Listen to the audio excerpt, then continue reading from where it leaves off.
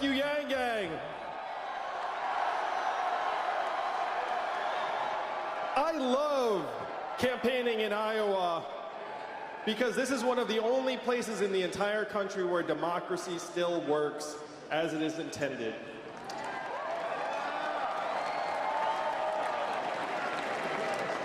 You know this, but I don't know if you realize just how much power is in this room tonight.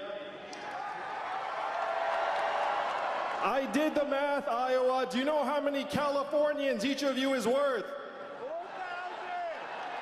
1,000 Californians each. When I look around this arena tonight, I do not just see 14,000 Iowans. I see 14 million Californians. That is the power in this room, the power to change the course of history. That's why it is a thrill to be back here and a privilege to address you all. Now, I'm a presidential candidate, yes, but I'm also a parent and a dad. How many of you all are parents? Yeah, my wife Evelyn is here with us tonight. We have two young boys, Christopher and Damien, and I'm running for president because of a thought that the parents here in this room have had, but we have been afraid to express. And it is this: our kids are not all right. They are not all right because we have left them a future far darker than the lives that we have led as their parents. Now, many of you think of me as a business guy, but for the last 7 years, I've been a nonprofit guy. I started a nonprofit called Venture for America that helped create thousands of jobs in cities like Detroit, Cleveland, St. Louis, Baltimore, and you know what I saw during these 7 years? I saw millions of young people who were not starting families, let alone businesses, because they couldn't pay their bills. I saw millions of young people who were buried under a mountain of debt and trapped in their parents' basements. I saw record high levels of anxiety, stress, depression, mental illness, even suicides and drug overdoses, to the point that our country's life expectancy has declined for 3 years in a row. First time in 100 years that has happened, Iowa. If you turned on cable news today, why would you think that Donald Trump is our president? Go ahead and shout something out. Someone who's not the Yang Gang. Russia, racism, Facebook, Hillary Clinton, emails, all mixed together. But I believe many of you know different. I'm a numbers guy, and the reason why Donald Trump is our president, the reason why he won your state by 8 points, is that we blasted away 40,000 manufacturing jobs right here in Iowa, and you saw all of those towns go from blue to red as it happened. And that did not just happen here in Iowa. We did it in Michigan, Ohio, Pennsylvania, Wisconsin, Missouri, all of the swing states that Donald Trump needed to win. We blasted away 4 million manufacturing jobs, and unfortunately, we are not stopping there, Iowa. How many of you have seen stores close where you work and live here in the state? Raise your hands. And why are those stores closing? It's a one-word answer. Amazon, that's right. Amazon soaking up $20 billion in business every year, causing 30% of your stores and malls to close. How much did Amazon pay in federal taxes last year? That is your math, Iowa. 20 billion out, 0 back. 30% of your stores and malls closed. The most common job in your state is retail clerk. 39-year-old woman making between $9 and $10 an hour. When her store closes, what is her next move going to be? I am a numbers guy, but you don't need the numbers. You just look around your communities. You see it when you walk into the CVS and the grocery store and you see the self-serve kiosk. You see your neighbors' kids addicted to drugs. You see the headlines where Google and Uber are working on trucks that can drive themselves. These are the real problems that got Donald Trump elected, the fact that more and more of us are feeling left behind. Experts are calling this economic transformation, this period, the fourth industrial revolution. When is the last time you heard a politician even breathe the words fourth industrial revolution? Never. Just now, right? And I am barely a politician. These are the problems that got Donald Trump elected, and this is what you must solve. This is how you must use your power. Now, I want you all to ask yourselves for a moment, how is a man you'd never heard of 8 months ago speaking after Joe Biden and before Elizabeth Warren?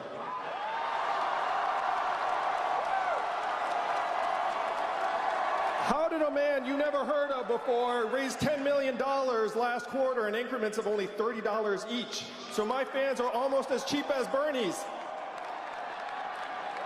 It is because I know what the true nature of the problems are and how we can solve them.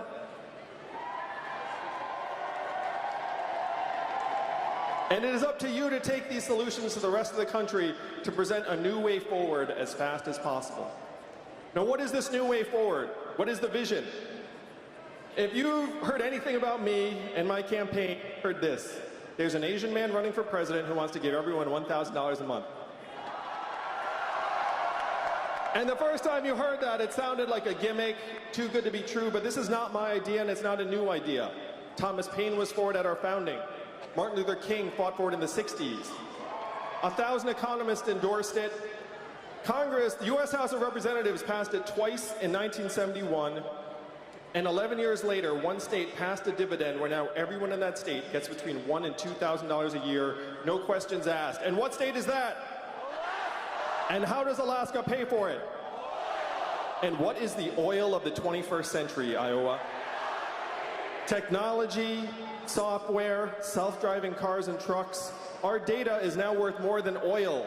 Raise your hand if you got your data check in the mail. Where did the data checks go? They went to Facebook, Amazon, Google, and the trillion-dollar tech companies that are paying zero or near zero in taxes. Now think about what $1,000 a month would actually mean in your hands and the hands of your friends and neighbors. It would mean lower stress levels. It would mean fewer arguments with your spouse. It would mean being able to retire with dignity. It would mean not having to choose between car repairs and new clothes for your kids. It's not about the money, it is about what it means to us. And I've been giving $1,000 a month to families around the country for a number of months now. I recommend it. And one of them is here tonight, Kyle Christensen, who lives in Iowa Falls. Thank you, Kyle. Look at that. I thought you were up there, Kyle. I'm glad you're at the fancy table. So Kyle lives in Iowa Falls with his mom who's recovering from cancer. And when I saw Kyle on my last trip, he said that after he'd taken care of some bills, he bought a guitar and was playing shows for the first time in years. For Kyle, it was a guitar. For Jody in New Hampshire, it was car repairs to visit her daughter. For Mallory in Florida, it was going back to school at the age of 68. This is what the Freedom Dividend would mean for us in real life. And this is the vision that you can make a reality like this, Iowa, because this is your power and your power alone.